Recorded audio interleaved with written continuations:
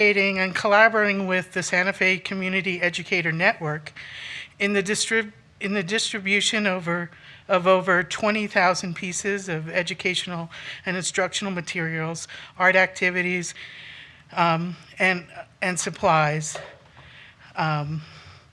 to students enrolled in Santa Fe Public Schools during the height of the COVID pandemic, when schools were closed and remote learning was the norm. Senator Heinrich is currently working on down payment housing assistance for educators to purchase homes in the neighborhoods that they work in. I hope that some of those efforts of the constant talking to him have paid off. Our joint efforts are paying off, I suspect.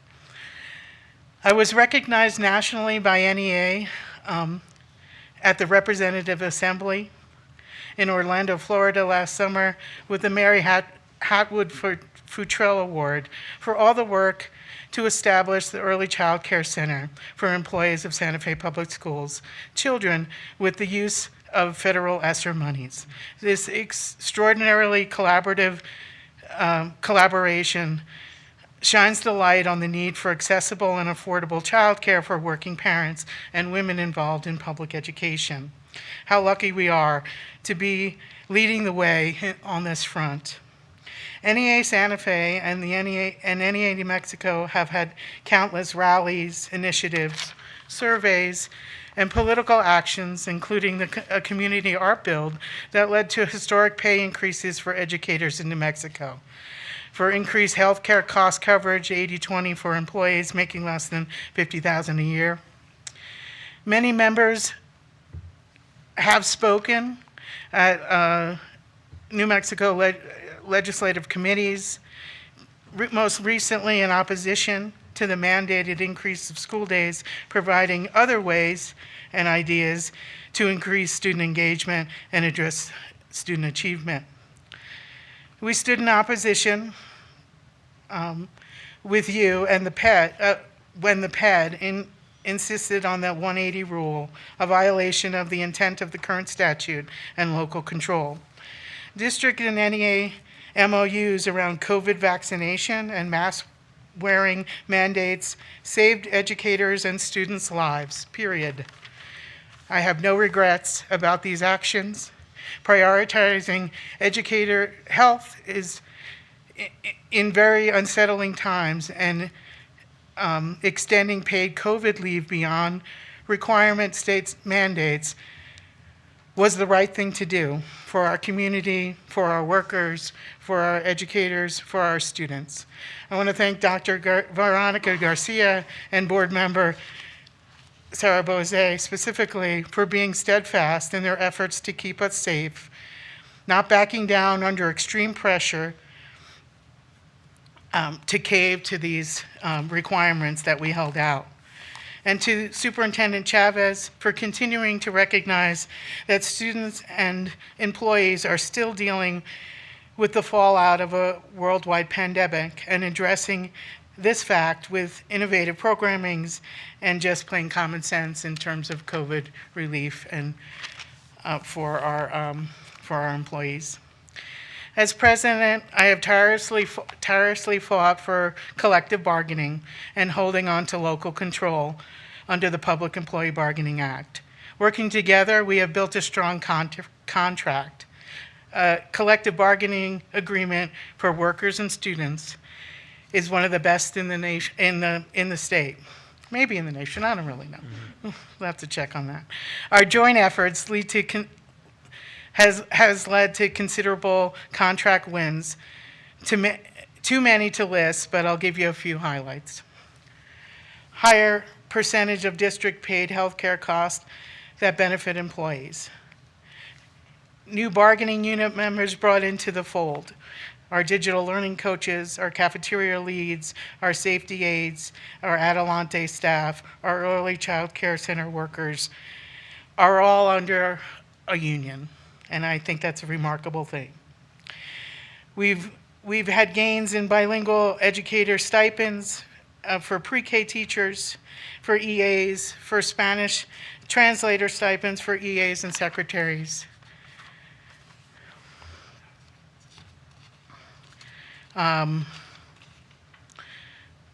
Okay, can't read my handwriting. I wanted to add something about, I'm sorry, I lost my train of thought.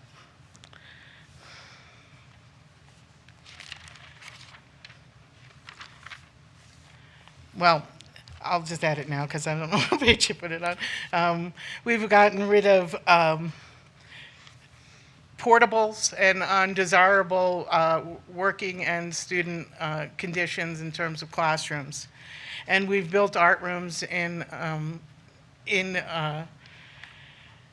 all our new builds as a result of collective bargaining.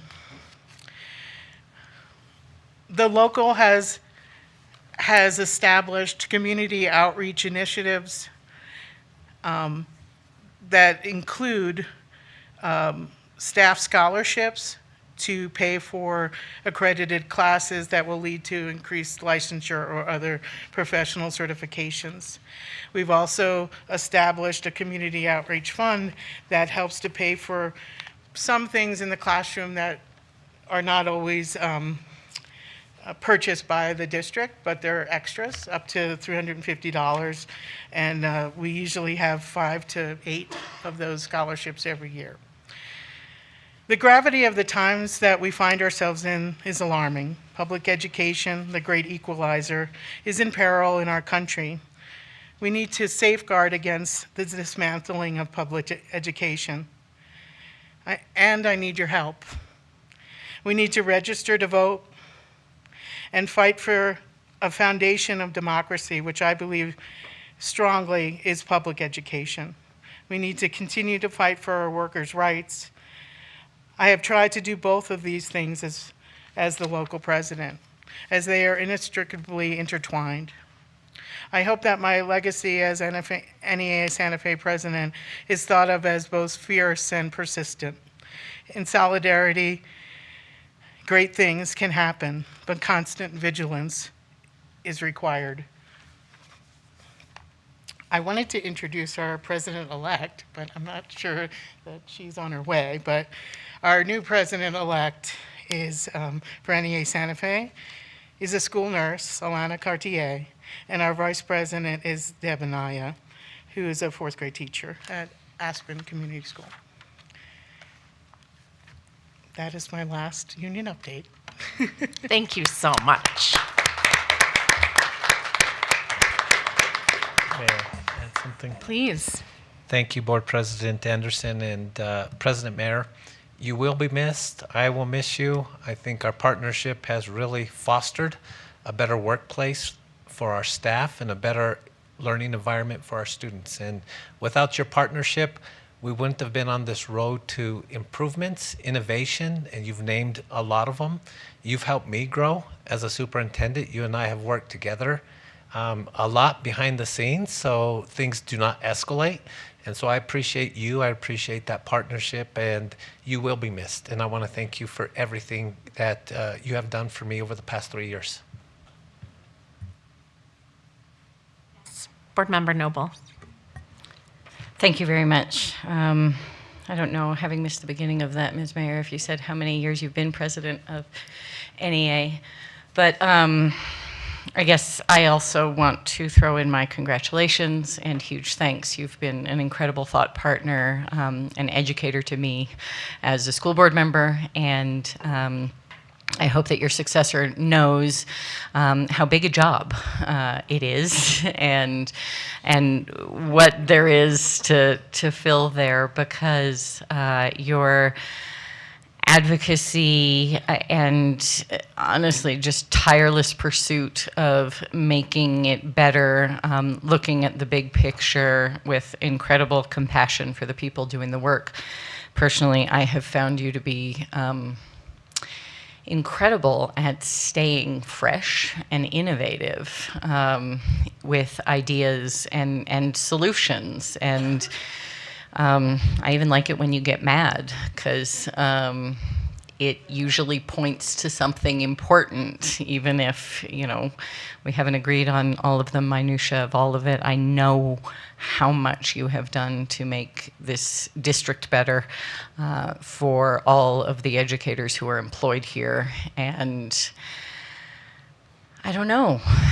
I don't know if when you're at the point of retiring, you can ever adequately sum up what someone has given to a job, a district, a community. And I certainly can't in a few minutes here, but it has been ginormous.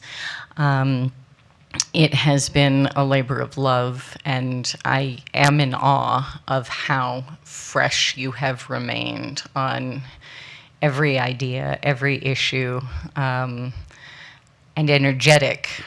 how energetic you've been from start to finish to keep on pushing for it to be better. And may they make lots more like you, because we need more of this, not less. I completely agree with you, and I didn't quite get all the words of public education, the great leveler being under threat, but I think that your words there are incredibly prescient. Your call to action, as ever, pretty right on, and I've been thinking a lot about this recently. And at some point, I suppose, we all have to retire, move on, that sort of thing, and know that someone else, or trust that someone else will pick up the fight. So I hope you can feel good. Sounds like you can, given a lot of your comments about all that you've accomplished, and that you can, have a lot more rest and fun than you have in all of the years that you've been working and being our union president. But this community is distinctly better for all of your efforts, and I thank you from the bottom of my heart. Yes, Board Member Blazé. Thank you. There's not much to add to that, but I did want to extend a thank you for your passion and your dedication and all the conversations we've had over the years. You've definitely made me a better board member, and I think that it's really helped inform the way that I think about the way that things happen in the classroom and the impact that things have on the teachers and therefore the students. Like, it's all connected and related, and thank you. Thank you for showing up. We'll miss you. Vice President Abita. Thank you. I just want to say thank you and congratulations. One thing that stood out to me right away was when, as union president, you would show up and tell us the things we were doing right and our superintendent was doing right. And a lot of times when you work with unions, it's more adversarial than that.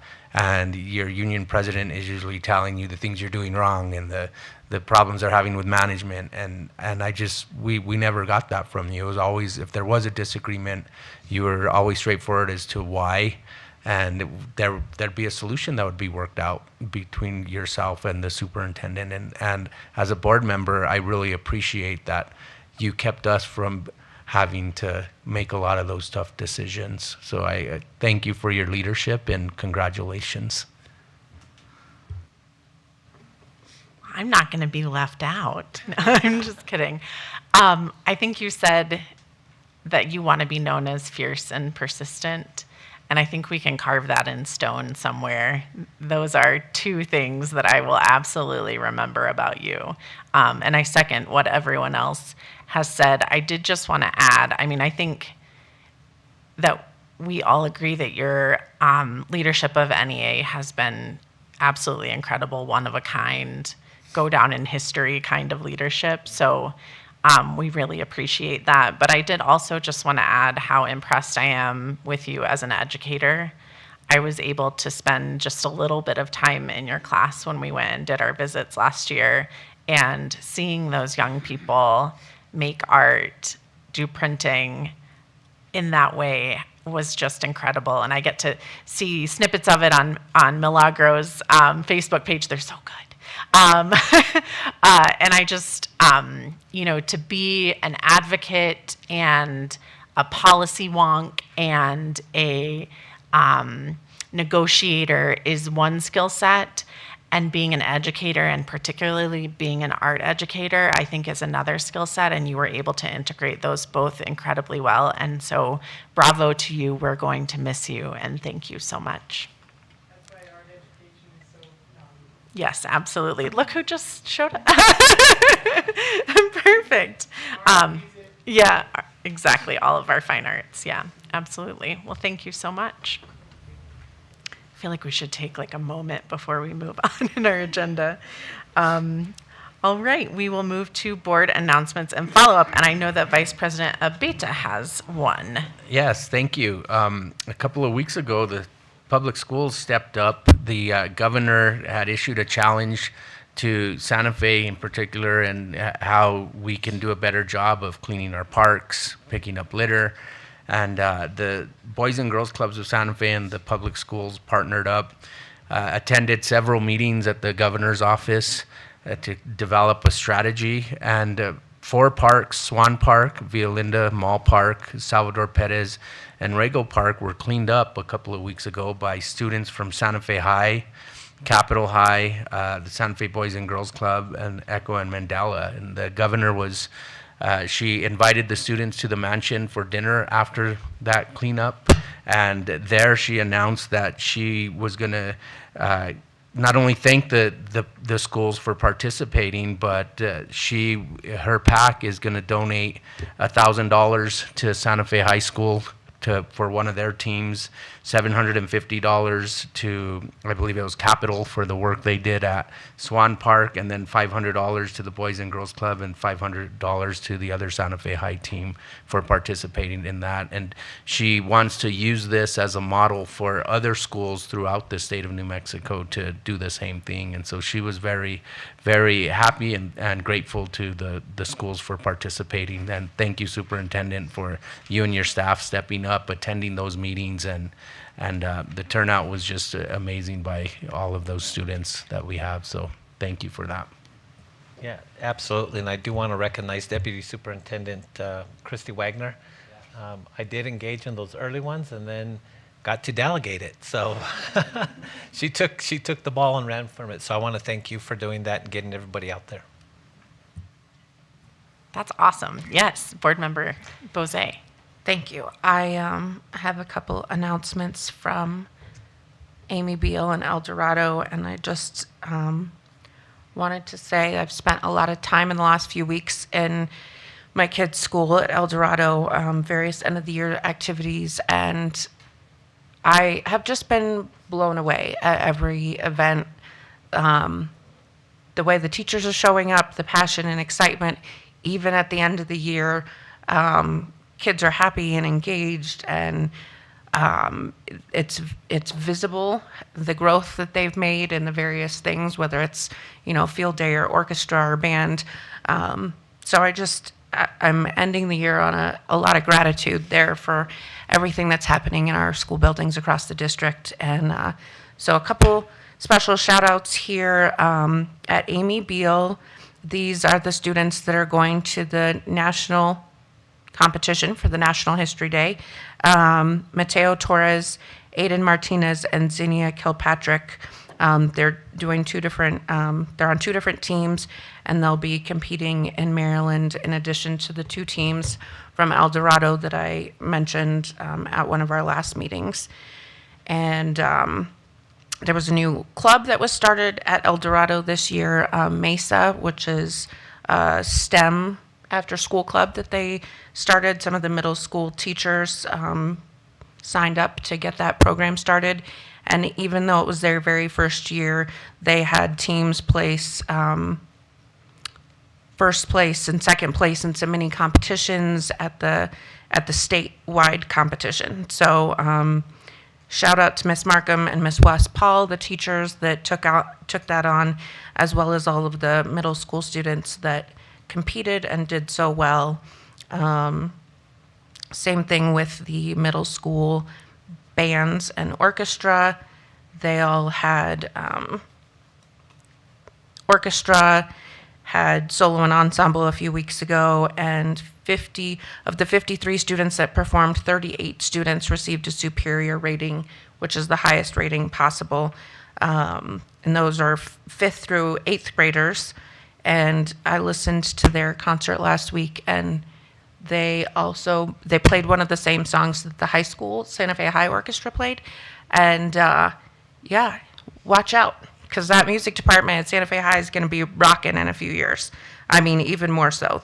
What's up and coming is really outstanding. And in addition, an El Dorado student was awarded Outstanding Soloist. Each adjudicator selects a single performer from all of the students that they watch throughout the day. And for the second year in a row, this distinction was awarded to Jackson Joy, who's an El Dorado student. Band did similarly well. They placed 5th at the middle school state band competition, which is a record for El Dorado. So they spend a lot of time and dedication on those classes, and it's really showing in the awards that they're winning. And so again, kudos to the leaders of those groups and all of the students and parents who support that happening. Thank you. Wonderful. Thank you so much. Anything else from the board? Yes, Board Member Noble. Just to chime in, because it's that week, and it always catches me a little bit by surprise how sort of significant graduation week feels. But I want to congratulate all of the graduates from the Santa Fe Public Schools who will be going through the ceremonies on Wednesday, Thursday, and Friday. I also really want to congratulate all of the educators and families who have helped them get there. This is such an important rite of passage, such a big moment when you feel it from the perspective of graduates, families, and even staff members who are seeing, in essence, children they've helped raise become adults. And it's just so important, and so many have worked together to get to this moment. So a huge congratulations to everyone involved. Also just want to say congratulations to all of our educators who are retiring. I think, Superintendent, you could probably tell us if it's a bigger than usual crowd. We are fortunate to have so many dedicated educators, as many of us learned at the Santa Fe Public School retirement dinner last week.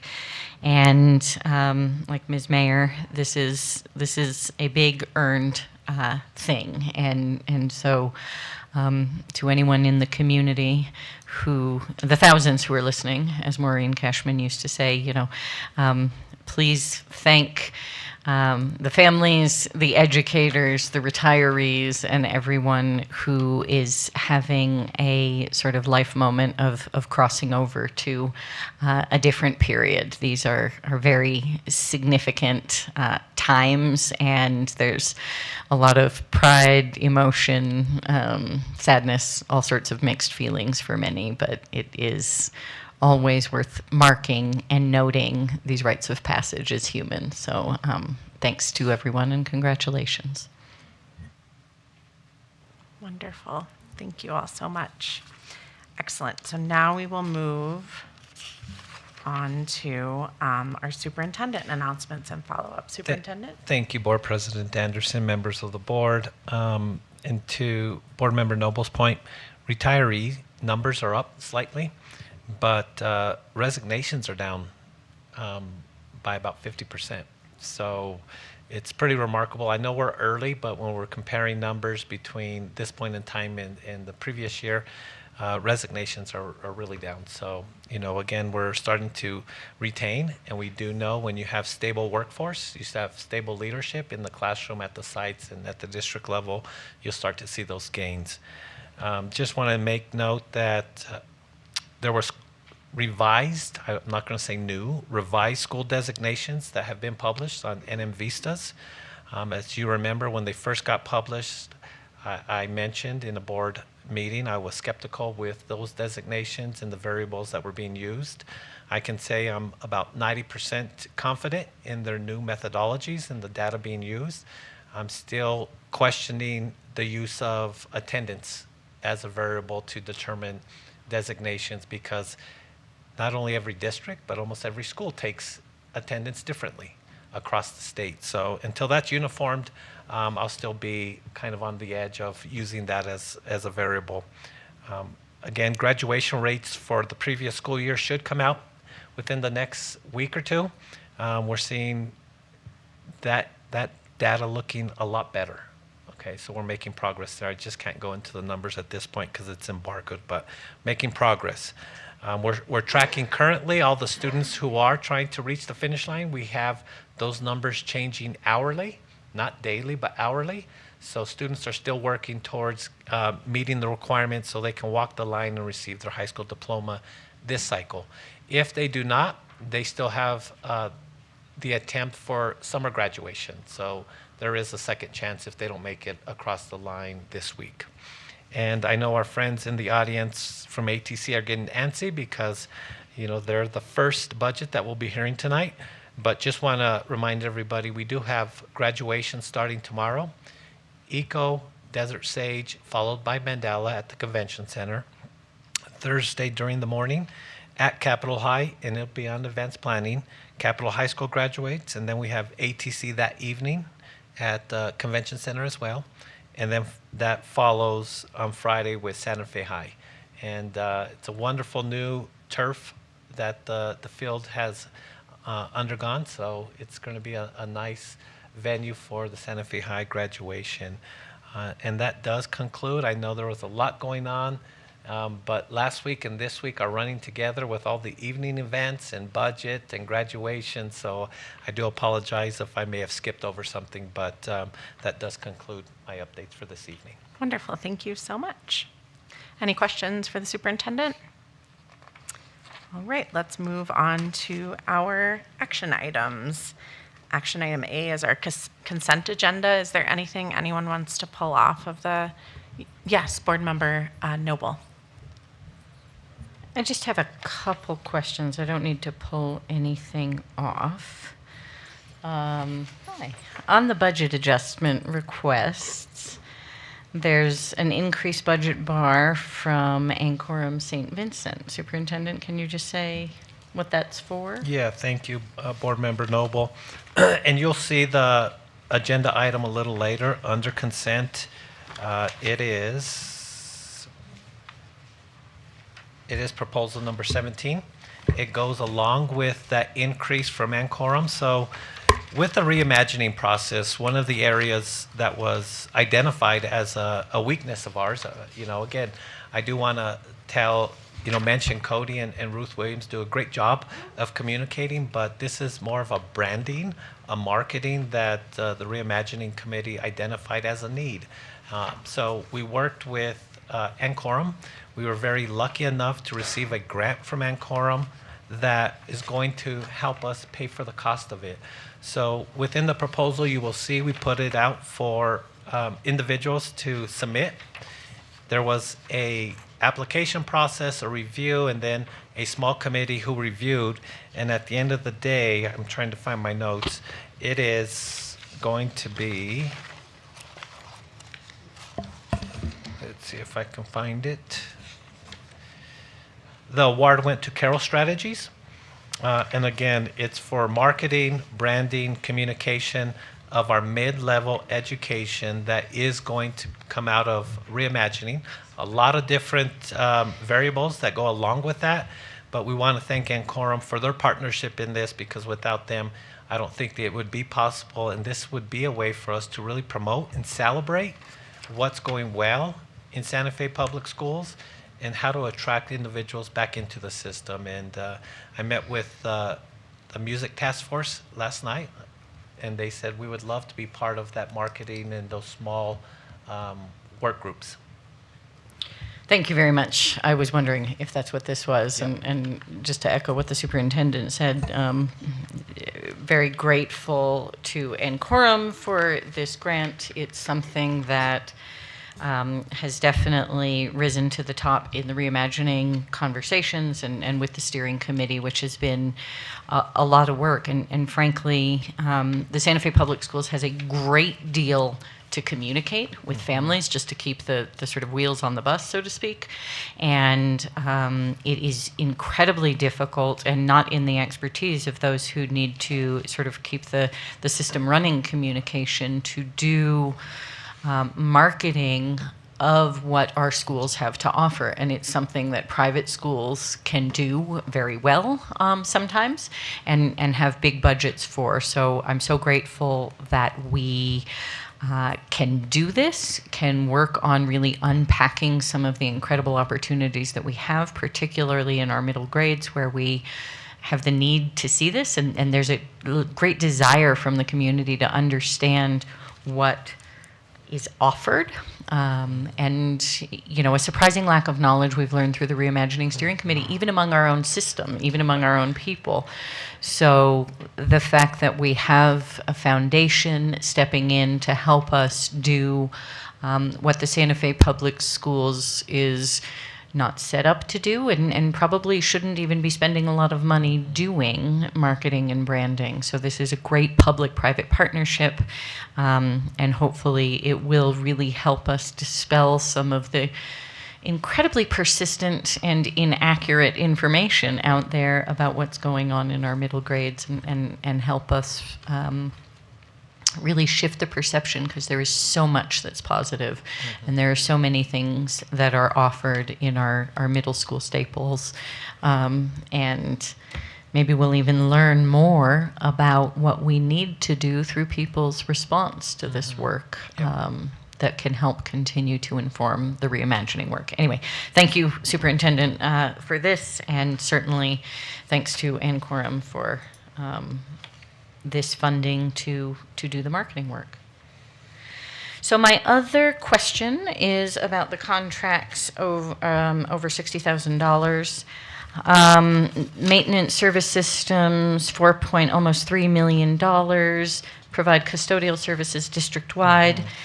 I just wonder, Superintendent, if you can give a little snapshot. This is a very big contract. Clearly, we are contracting. I know we've had trouble sort of hiring and sometimes keeping custodians in-house, but I just would love to hear sort of, you know, what is our proportional breakdown between contracting for custodians and, you know, do we still imagine that we keep custodians on staff going forward? Yeah, and that's something that we continue to discuss. This contract's being brought forward earlier than later because we have a lot of custodial services that take place during the summer.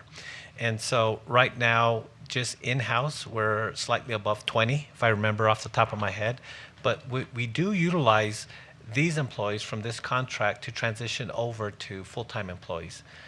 It's a way for us to recruit and build our workforce, but at the same time, almost along the lines of marketing, they have the inroads to individuals who are in this profession. But again, this is something that we continue to try to improve as far as bringing them in, just like our safety aides.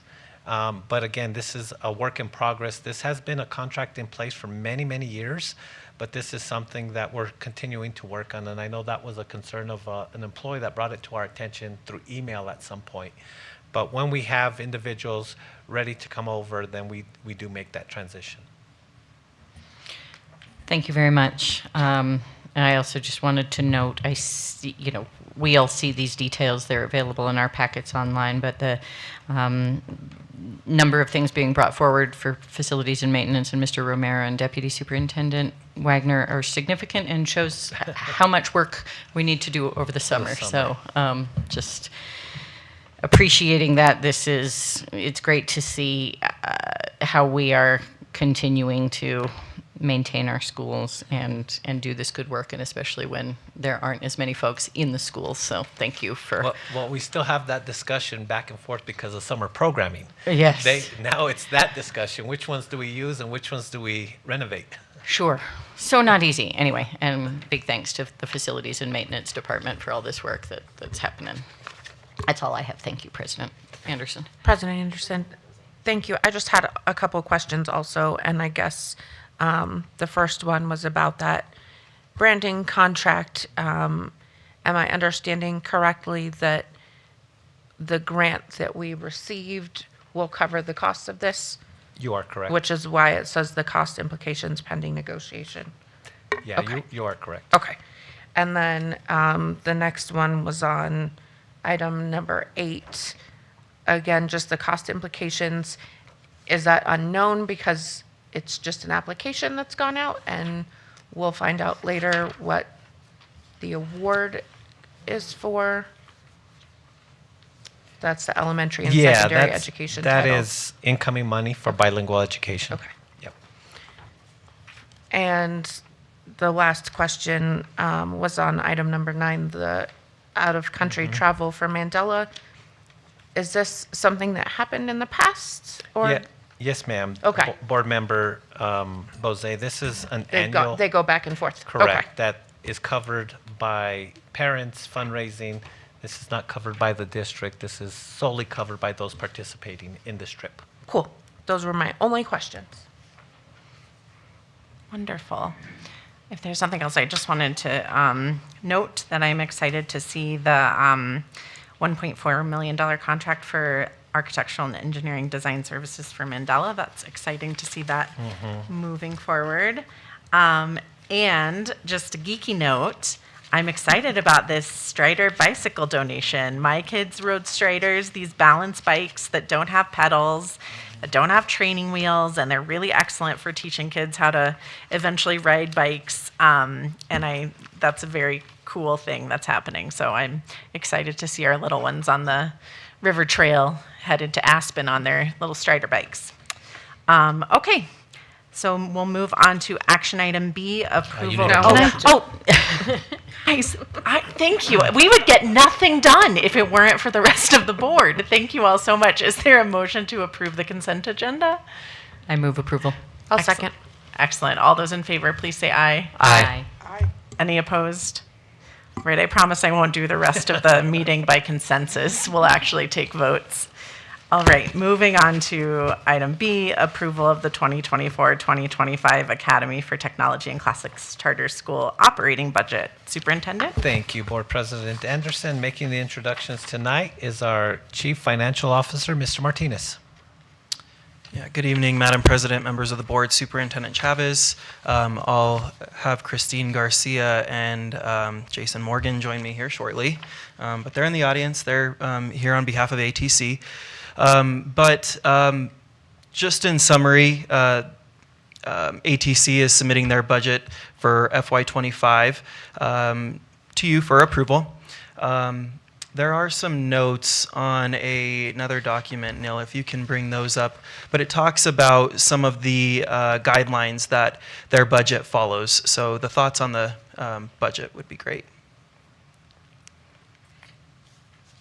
It includes the 3% salary increase for educators and staff. It includes NIMSIA medical insurance premium increase of 15.53%. Those did lower this last week, thank goodness, to 10%. But the requirement is that you have at least 10% budgeted. So right now, ATC has kept the 15.53 in this budget presentation to you.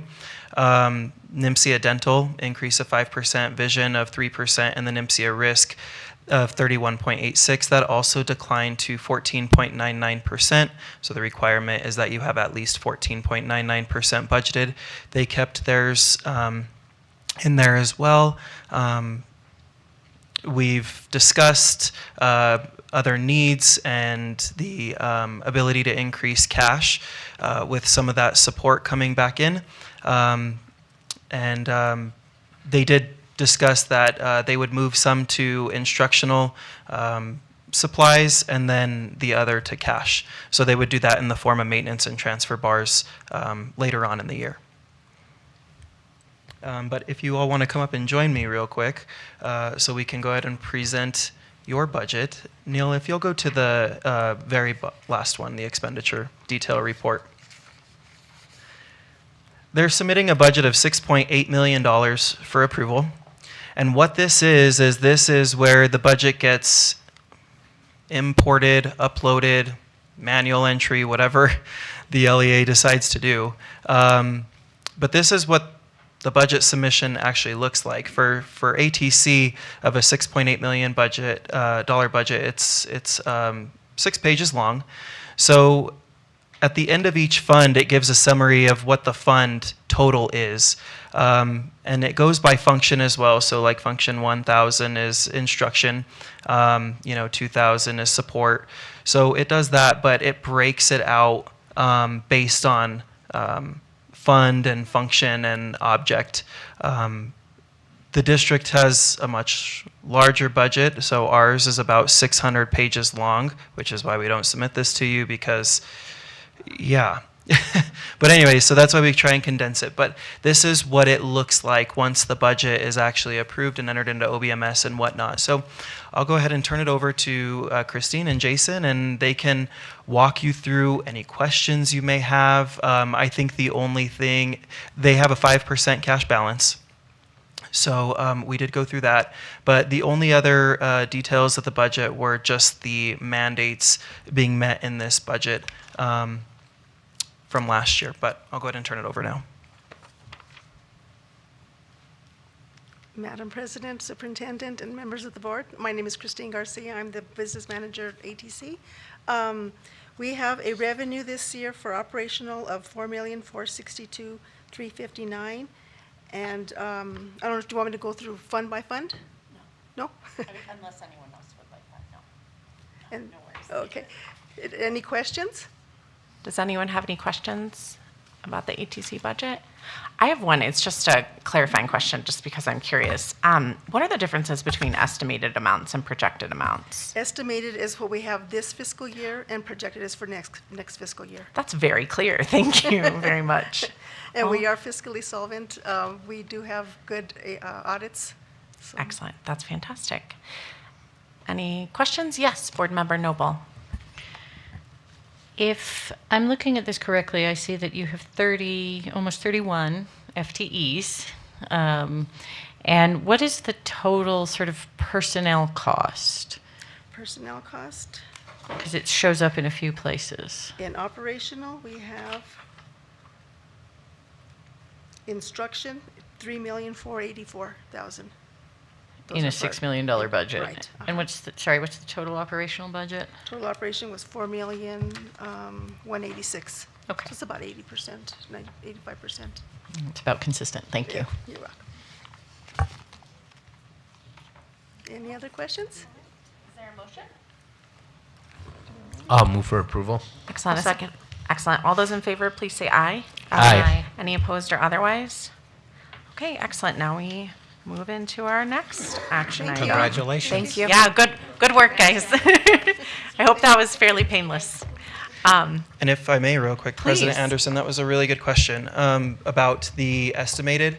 So we're required to enter our estimated so we can have a better projection of cash.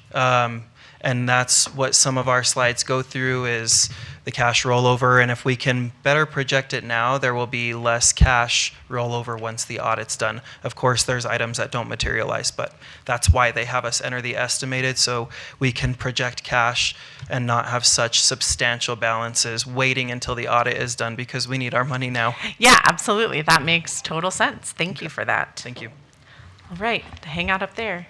We'll move on to our big action item, item C, Superintendent. Thank you, Board President Anderson, members of the board. Mr. Martinez and I, along with congratulations and good luck Thursday night. Yes. And Mr. Exner will take you through some of the changes that you heard about in previous discussions. And again, I think the process this year for everyone involved was much clearer. We started these budget discussions, if you remember, probably 2 board meetings prior to the study session as we started talking about board priorities, what it's looking like, what's coming out of the session. And then we went really deep during the study session. And because of that, I think this helped us as a district prepare what we're going to present to you tonight in a very clear manner. So next slide, please. So as you remember, minimum, as ATC mentioned, 3% raise for all staff. We did present during the study session that the medical benefits was being increased by 15.53%. It was going to be at a cost of $1.8 million. Monday, NIMSIA's board of directors announced that they were reducing that from 15.5% to 10%, which you can see came at a lower rate of $1.25 million, so cost savings of about $600,000. Dental and vision remained the same. The big one, the big change as well, came from the risk premium from almost 31% down to under 15%, which again was a little over $600,000 in savings.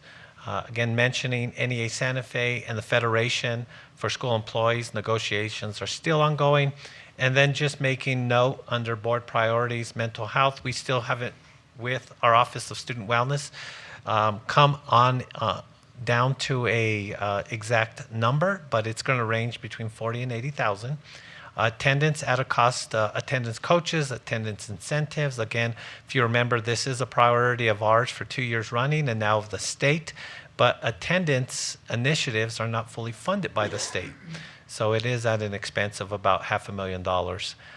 Again, special ed and human resources, you can see some of the things that we're going to continue to work on with these two departments. Board President. Yes, Board Member Noble. Superintendent, can I ask for some big picture context here as to, I think most of us have seen the injunction by the judge on the 180-day rule. Right.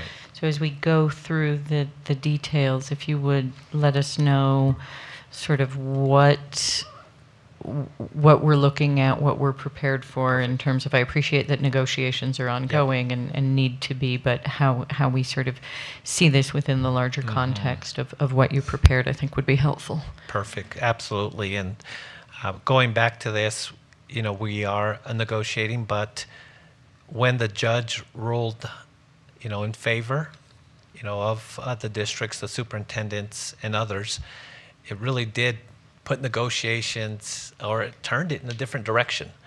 We were trying to really figure out what it's going to look like as far as the teacher's contract, instructional minutes, hours, and also what the revenue is going to look like, because it did have to increase days to meet the minimums. And so when we spoke at the study session, we were planning a little bit of buffer within these raises and other areas to account for what may come out of negotiations. But because of the judge's rule, now we've reverted back to the current requirement, which is 1140, and your days can be under 180. So the revenue on a few slides in the future, we'll show you that there is a difference now in revenue, and we'll tell you how we made up that difference. And walking you through these requirements starts to paint the picture of how we made up the difference, because we did take a hit in the revenue. And so how many days is this a budget for? This is for the current calendar. Okay. Well, we're still negotiating that. Yep. So we're still negotiating it off the current contract and instructional calendar. Which is roughly 178, The 177? contract is 182, and the instructional days for elementary students is 175, and for secondary students 176 because of the parent-teacher conference days. Got it, but up to the hours? Correct. Okay, thank you. Yep. Just a quick question off of that, and it's slightly tangential to the budget, but it piggybacks on that. So if we end up having to, and I think someone told me this week, like, how beautifully the calendar had been designed, because, we have those little days that we can pull out if we need to go to 180 days. If it turns out we need to go to 180 days, will we keep the length of the day the same? Because otherwise our hours are going to go up, and then we have to maintain that, right? Great question. Okay. And the simple answer is no. The days you have two options. You either add 2 days, which that's what we were short, and you extend the instructional day, or you add more days and you shorten the instructional day. That was the dilemma we were playing around with when we were projecting to the new rule. It made it very difficult. I'll give you an example. When we were working with the calendar, we were coming up with 18 and a half days short of the 180-day rule. The reason why we were coming up with 18 and a half days short of the new requirement because we were short 20 minutes on early release days. That 20 minutes made a big difference. So to your point, we would have to add 20 minutes to early release, so that day counted as a full day, which got us to the projected minimum. So that it was difficult, tricky, and so to answer your question again, if we needed to move in that direction, we have two options. You add more days and shorten the instructional day, or you add the minimum days and lengthen the instructional day. Any other questions before we move on? I have some questions about the slide, but I'm going to wait until, I think they might be answered later, so I'm going to wait until we get to the Absolutely. end. All right, we put two columns side by side, the study session and then the current meeting date. So as you can see, the salary increases did not change. You can see what the benefits look like as far as the decrease. Vision, dental remained the same.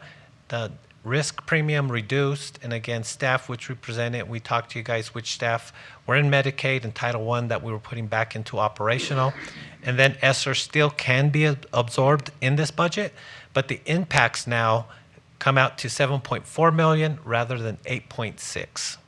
Mr. Martinez, did you want to add anything to that slide? No. Thank Okay. you.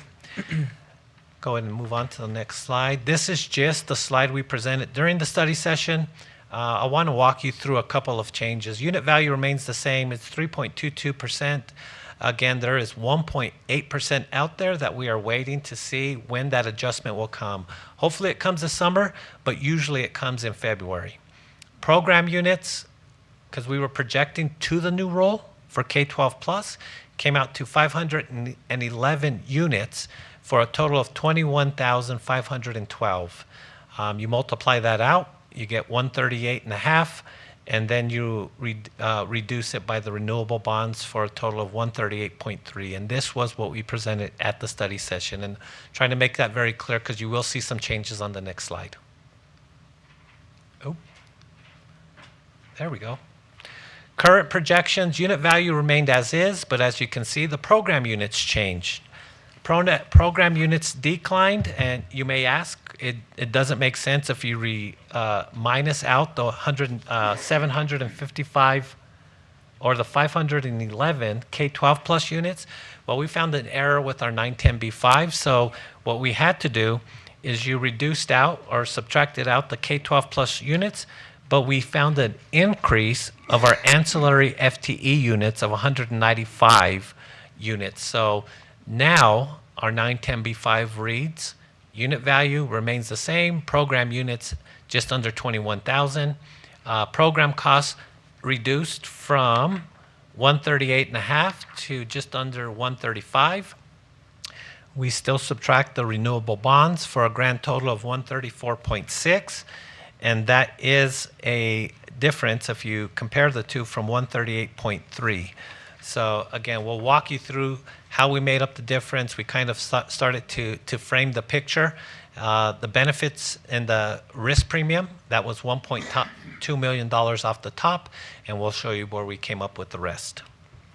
And Superintendent Chavez, if I may, it's a $50,000, about a $50,000 SEG is less $50,000 here than it is in the current fiscal year. So that's what the difference would be from what our SEG is now to that 134.6. It's about $50,000 less next year. And so, for context, flat revenue, increase of everything, just operating in general. Correct. Right? And again, I do want to acknowledge at the end how we were able to do that, but again, give Robert and his team a lot of credit for staying within the guardrails of the budget that you approved last fiscal year. Thank you.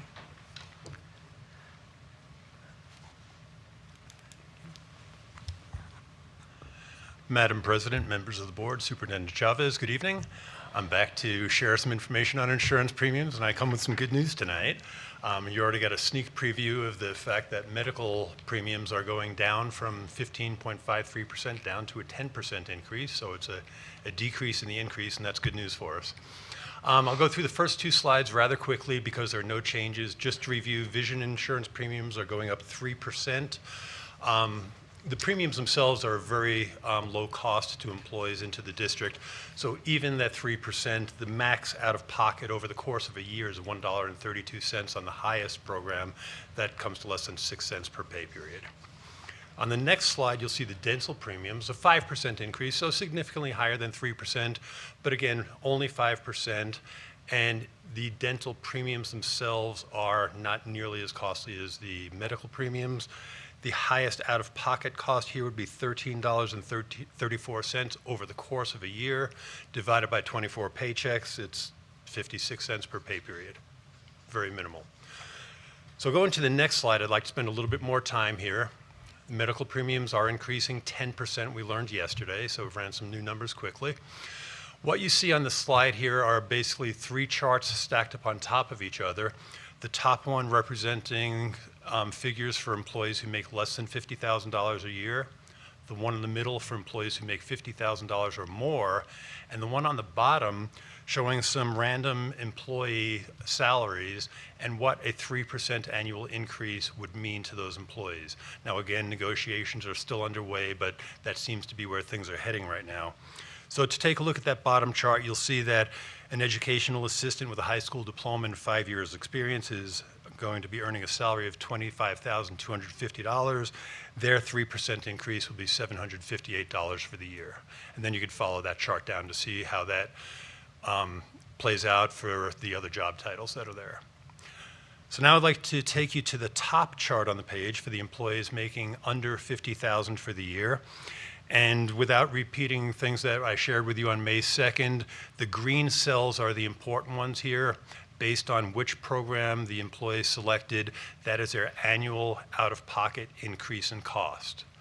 So the most expensive of those is the one in the upper right-hand corner. If an employee selects Blue Cross Blue Shield, the high option for the family, their annual out-of-pocket increase would be $562, and that's an increase of $23.41 per pay period. If you take a look at that $562 annual increase and go back to that chart at the bottom of the page, you will see that all of the employees will earn an increase based on the 3% that will cover that increase in insurance.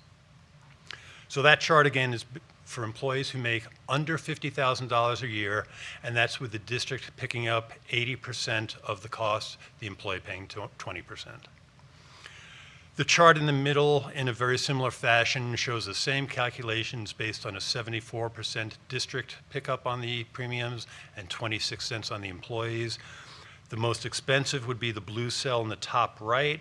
The annual increase there would be $731 or $30.46 per pay period. And if you look at the chart on the bottom, the $50,000 or more employees are shaded in blue likewise there, and you'll see that their salary increases will easily cover the increase in the insurance costs. So before going to the final slide, just some big picture good news kinds of things, I think. When we talk about salary increases and insurance premium increases, we always need to make sure we're looking at apples and oranges. It's a 10% increase on medical premiums. It's a 3% increase on a much larger salary.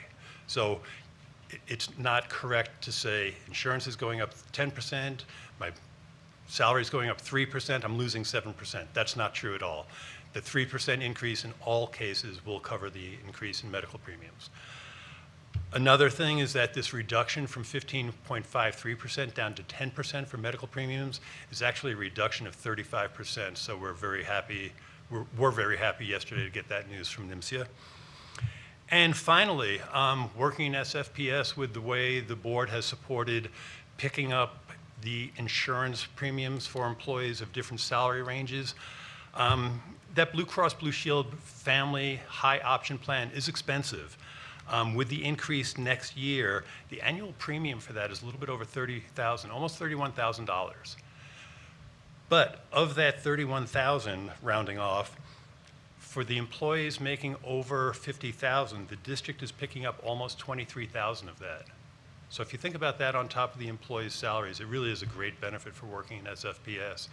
And for the employees who are making under $50,000, and the district is picking up 80% of that $31,000, the district is paying $24,753. So again, just a huge benefit. One of the folks in our HR benefits team comes to us with experience from Los Alamos Labs benefits department and says our benefits package compares favorably with folks up at the lab. So that's a great thing for our employees. Final slide there is the slide you saw the last time, so I won't spend any time on it. It just shows the distribution of our employees under 50,000 in the green shaded area, 50 or more in the blue shaded area, and which programs they opt into. President Anderson. Board Member Bozay. Thank you. I just wanted to say thank you for that awesome table on the bottom of page 8, because that really puts into perspective the impact on take-home pay. And I know you heard us say that a year or two ago, and now it's just there, and we get to have that information, and we don't have to ask every time, the salary increase is going to cover the health insurance increases. And so thank you for hearing us and making sure to include that. Really appreciate it. Second. Appreciate that. Great. Moving on. Okay, so moving on to through the presentation, capital outlay, this didn't change at all from the study session. So the FY24 expenditures, are a lot less than what was budgeted in FY24. So that difference would roll over to cash, and then on additional allocations or bond sales or ed tech sales for FY25.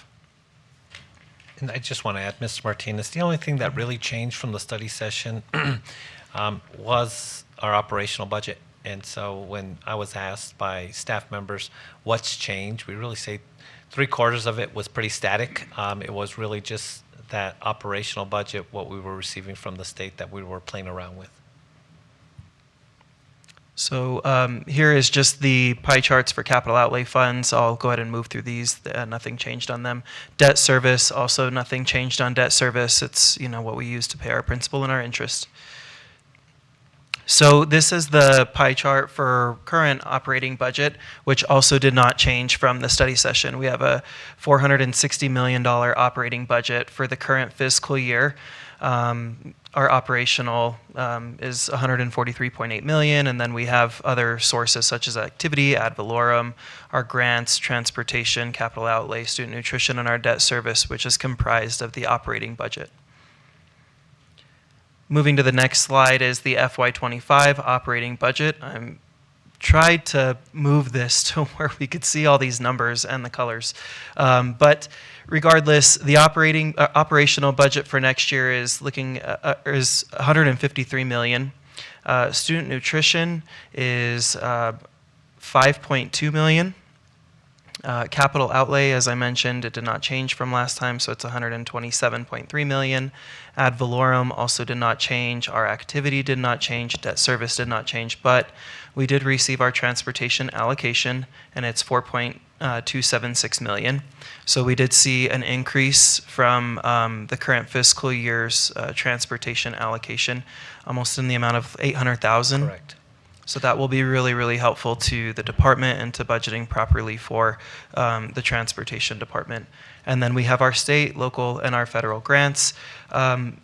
You'll see that that's $12.3 million. We usually get, at least 30, 40 million. It just depends on everything that's coming in. But those are the grants that we have actually been awarded at this time and that we must enter budgets for by May 28th. Anything else will come in the form of bars, as you know it.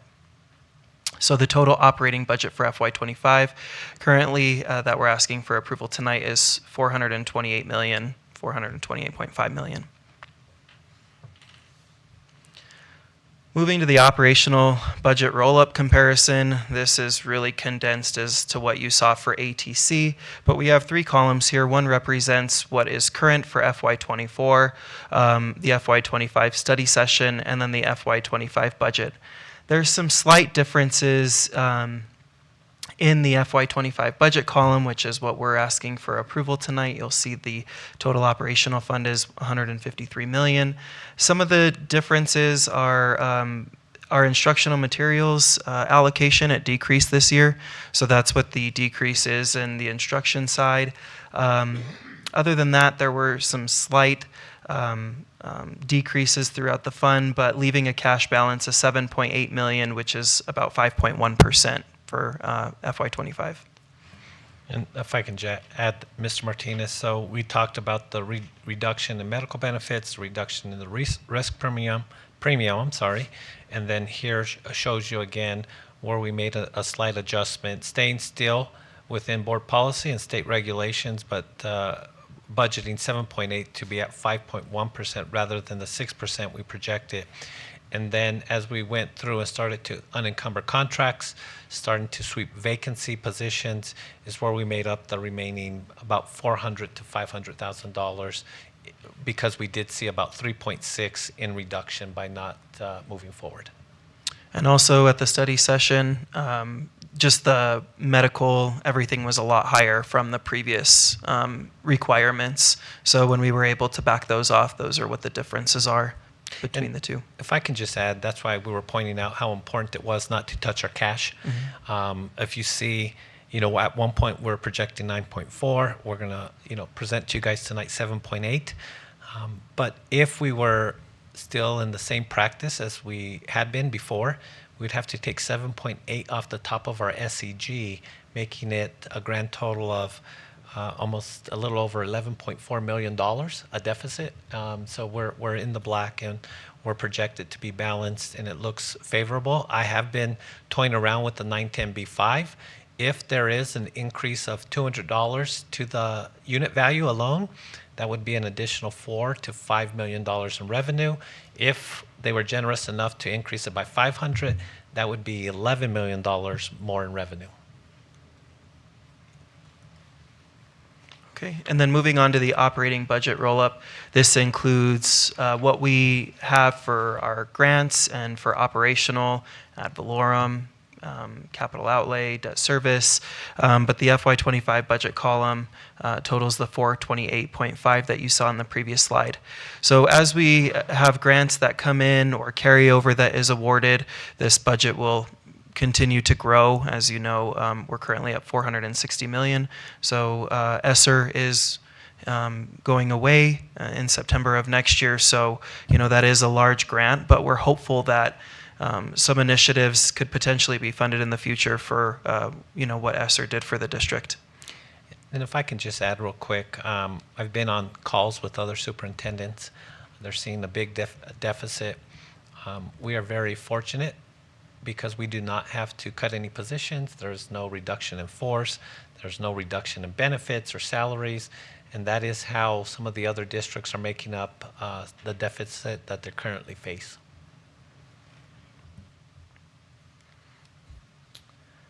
Other than that, we will stand for any questions. Great questions. Yeah, board member Bose. Thank you, President Anderson. Can you just review quickly that first line on the last slide with the decrease in the instruction budget? Right here? Is that vacancies? Is it? The FY25 column for instruction, the reduction would be because we had about 40 million of grants, and right now we're only budgeting 12 million. So once those grants are awarded, a majority of them go into instruction. They could fund instructional materials. They could fund instructional staff. Okay. So once those are awarded, they will be thrown in the functions accordingly, and then that function will continue to grow back to what it was. Okay, that makes sense. I was remembering from the study session a slide about where those funds came from. Yep. Just wanted to clear that up for all the thousands watching at home, that there's not a cut to instruction. Right, correct. Thank you.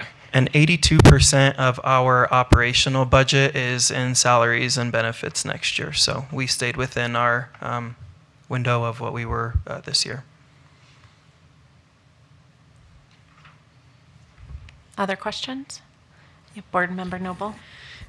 On this same page, I guess I'm just seeing significant reductions line by line.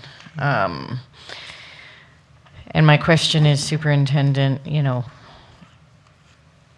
can we do this with the FY25 budget, given, I appreciate Mr. Martinez's explanation and Board Member Boze's question on the instruction line, but they're, millions of dollars less in a lot of these lines that we're seeing. Yes, and thank you for that question, Board Member Noble. It is, and what we're seeing, and to Mr. Martinez's point, if you take a look at, for example, transportation, I know it was an increase. We just received that award recently. I think it was late last week. So as we see these awards, the study session was more of a projection based off of FY24 than actuals. Now we're going more into actuals with this budget as we're starting to receive award letters, grants, not the unit value. Our revenue from operational is more stable. I still am not 100% confident that what we're going to receive in the SEG is going to be exact. We have spoke with PED. We've asked many questions. They have questions that they don't have answers to as well. So I think what we're going to see, my prediction is you'll see a lot more bars next year, which means I think we should start looking at those sub-finance committee sessions quarterly, so we can stay on top of this year or this upcoming year's budget, because it is going to be fluid. There's going to be a lot of variables. But in short, to answer your question, as we continue to receive award letters and grants, the column on the right will increase to probably resemble closely, if not more, to FY 2024 and the study session numbers as projections. Thank you very much. And just to say, $20 million of it appears to be capital outlay, in a difference between FY24 and the FY25 budget of about $32.3 million. So, by my rough math, because I'm crunching the numbers in different ways, it's a $12 million shortfall, not counting capital outlay. Which, I can see the importance of the cash and that we're not having to pull the cash there. But ultimately, this budget looks fairly lean. And to put it in context, I guess I'll go ahead and skip ahead to some comments, but I really appreciate all of the work that has been done here and the levels of complexity that you all have had to navigate, and the number of different scenarios you've clearly been doing for budgets. Ultimately, as I think you said during the study session, it feels like the SEG, the unit value is too low. Correct. And, I hope that we can do better. And I think that this district has done very well. And the we, that's a great big we as a society, because ultimately when we have this level of complexity and in essence incredibly conservative budgeting and setting of the unit value, it doesn't serve students well. And that is our job. And we are seeing, just to be frank, the march of authoritarianism. As President Mayer mentioned, public education is the great leveler, and for those of us who believe that these investments are incredibly important, I hope that we can work together to get out of our own way in bureaucracies and overly careful budgeting and funding levels, because we need to take leaps of faith. We need to make good investments in public education to make this work. You all have done exceptional work, and I feel incredibly grateful to be a part of the Santa Fe Public Schools for this. I don't think it's the same for everyone, and I really do see that we are at a dangerous time where if we add layers of bureaucratic complexity and hold money back from what we need to do for students in the classroom, we can be in trouble. Yep. So I appreciate, having learned about position control, you said the words vacancy savings earlier. This is a huge a hugely important factor in these budgets. And I know that as we've gotten better at the administrative work of understanding those vacancy savings and the issues with position control and being able to budget accurately and use that money because staffing is so much of our expense. That's a lot of incredible work, but I feel for the districts that don't have the staffing levels, the professionalism, the expertise, the capital right down the street, whatever it is, all of the advantages that we have in the public schools. So I appreciate what you've done, and it scares me a little how lean this budget is. Well, I think you're summarizing it perfectly. This budget is lean. There's no fluff to it. That's why when we're starting to receive requests of new positions, I am meeting with HR, I'm meeting with Mr. Martinez, the deputies. Is this a want or a need? And can we afford it? I mean, there is no wiggle room until that unit value increases.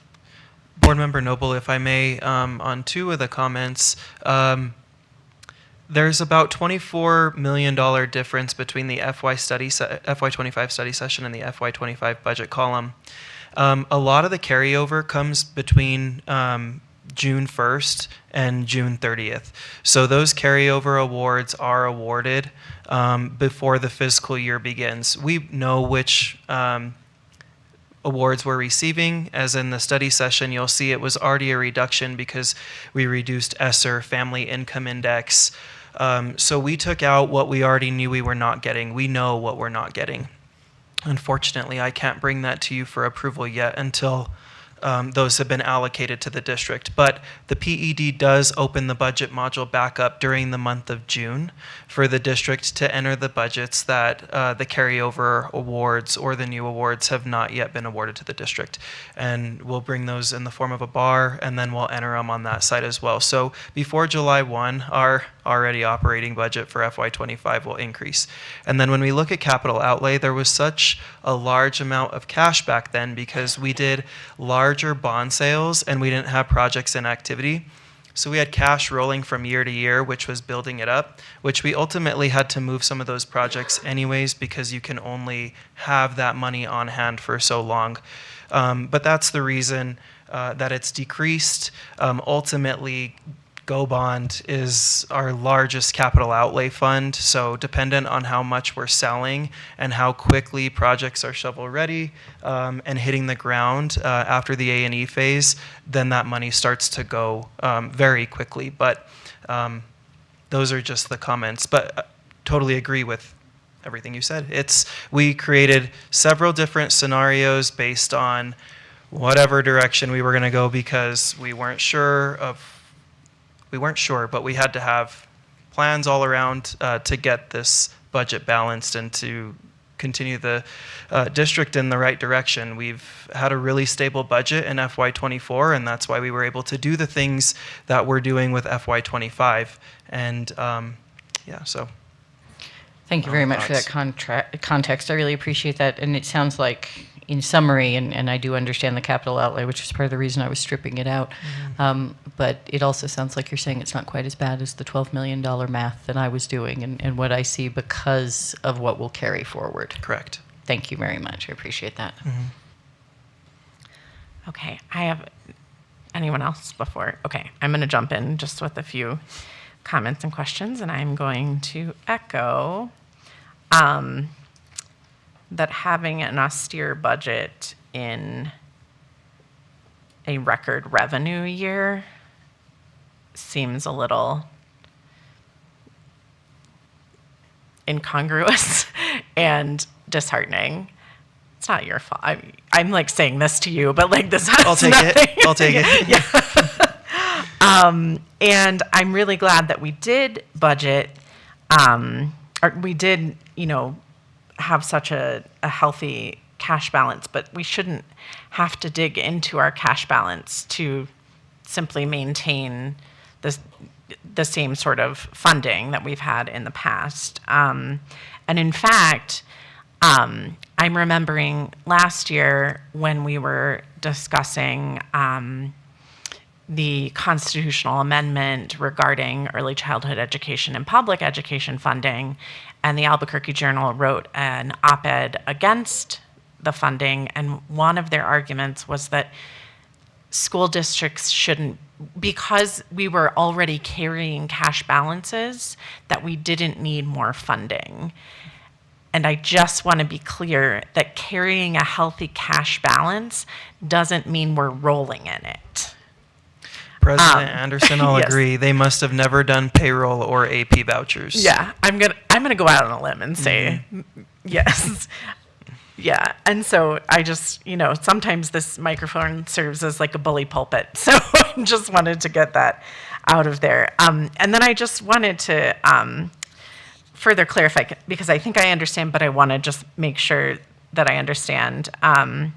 So I understand that, what we have budgeted versus what we'll actually have in the actuals next year will be different. So what's under FY24, the FY24 column, that's our estimated FY24, or like projected, or FY24 is what we have right now budgeted in each of these functions. Okay. And that is what our operating budget is to date. okay, that's what's budgeted with the bars that we've put Correct. Correct. through. Not what we budgeted at our meeting last June. Not in the very beginning, no. Okay.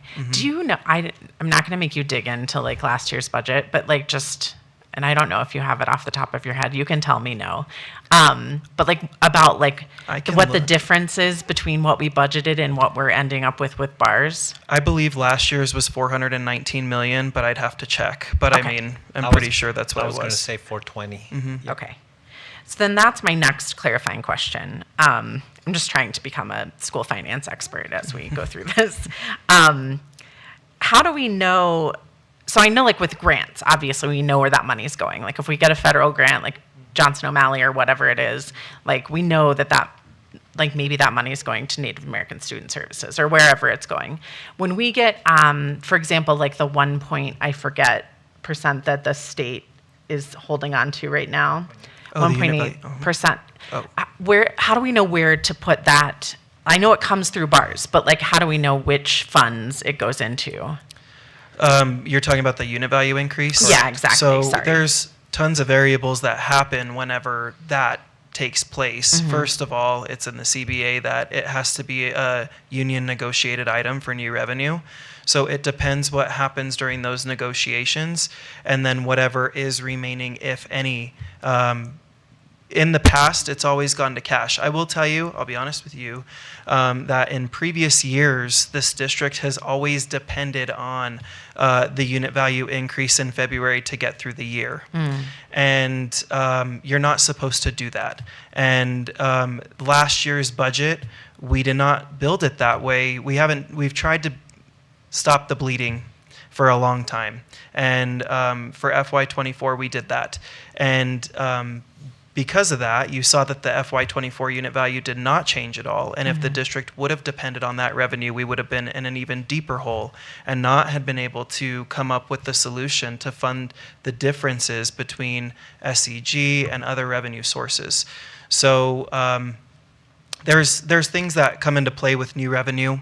And but it just depends. If our cash needs to be increased, because if the unit value goes up, it increases our SEG. So then our percentage is higher than now that we're required to carry. The 5% grows. So we may have to put it all in cash in order to stay within the 5%. So it just depends where we're at. There could be other impacts going on at the time.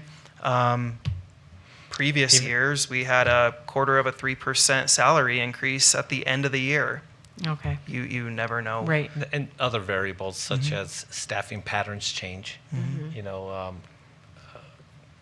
Ratios within a class, you may have to hire a new teacher, a new EA, something like that. So it goes to areas of need at that time. Now, we've been advocating to increase unit value now over the summer rather than February, because when you need to hire staff, you need to do it now so you can provide those services at the beginning of the school year. February is really to pay bills, to be quite honest. So it's already too late if you're trying to hire staff to fill vacancies. That's why we've been advocating to increase the unit value now in the summer so we can hire and provide instruction and resources to our students that need it. Yeah. And if you think about it as well, and that was a really good point by Superintendent Chavez, but adding to that, the adjustment comes in February. That doesn't mean you have budget authority in February. You don't have budget authority until about April. So really what that money does is it goes to cash balance and then it flows through to the next year, is really what it has done for us in the past, because April, May, when the school year is already done and when we need staff now, when we need materials now, the year's pretty much over. Yeah. It's unfortunate that it's come in that late in the past, and I'm with you in hoping that it comes in earlier this year. Okay, just going back to the beginning. Sorry, I'll wait for for that to catch up. Can you remind me what the 40 to 80? I'm not like getting concerned over $40,000. I'm not going to like dig into that, but just Yes. what that's going into, what that's funding. That was during the study session when we had our executive director, Sue O'Brien. Okay, great. When they presented programs. Again, we still have to do some vetting because some of the request was around professional development, which is also negotiated, and there's a lot of time invested in that arena already. Right. So that's why we have it as a placeholder, as we have not settled on the exact program or the amount. Right, that makes sense. And just like for anyone, for the thousands watching at home who not only are watching the meeting, but who have gone through all of the documents and are reading all of the presentations, $40,000 to $80,000 doesn't reflect what we're actually investing into the mental health of our students. This is on top. Right, yeah, perfect. And the same for attendance and family engagement. We had that wonderful study session about all of the family engagement that we're doing. And I see how that works every day. Let's see. I think that's actually it. I just had that one big question, so that's it. And just to note, I was gone from the study session, but I did watch it, and I did have a meeting with the superintendent and Mr. Martinez to clarify, just so you guys know going into the budget that I am up to date. And a lot of questions were answered in that meeting, and I really appreciate it. Any other questions? Is there a motion? I will move approval of the 2024-2025 Santa Fe Public Schools operating budget. I'll second. Oh, you go ahead. We can all second, Let's and then we second. can vote. Yep. Excellent. All those in favor, please say aye. Aye. Any opposed or otherwise? Wonderful. Thank you, Mr. Martinez. Thank you, Superintendent. Thank you to all our deputy and associate and assistant superintendents and all of their staff, and everyone who played a role in getting this budget together, to all of our principals and department heads and their staff. I know that it was all hands on deck to get this done, and the fact that you managed to turn this around within the strictures of the state is, like, frankly, miraculous. So thank you so much for that. Thank you. Thank you. Okay, looks like we're moving on to advanced planning. We've got a lot of, oh, wait, did I miss something? Board discussion and possible action. Really on top of it today. Anything for board discussion and possible action? All right, well, I'm glad we went back. And now we have a lot of graduations coming up. So we've got Eco tomorrow at 9 a.m., Desert Sage at 11:30, Mandela at 2, then Capitol High on the 23rd at 9, Santa Fe High on the 24th at 9. There's a tentative CRC meeting. Do we know that's not happening? President Anderson, we're actually having a meeting tomorrow evening. It's a virtual meeting. Okay.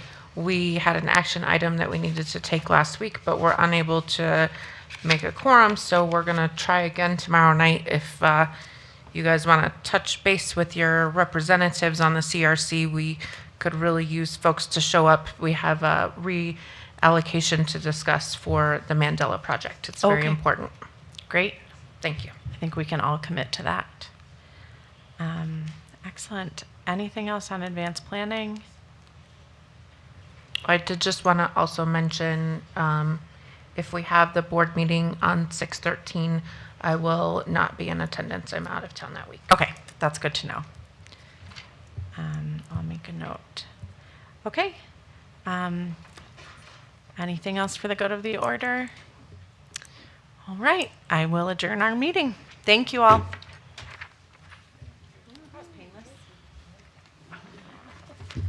Hi, Carmen. Yeah.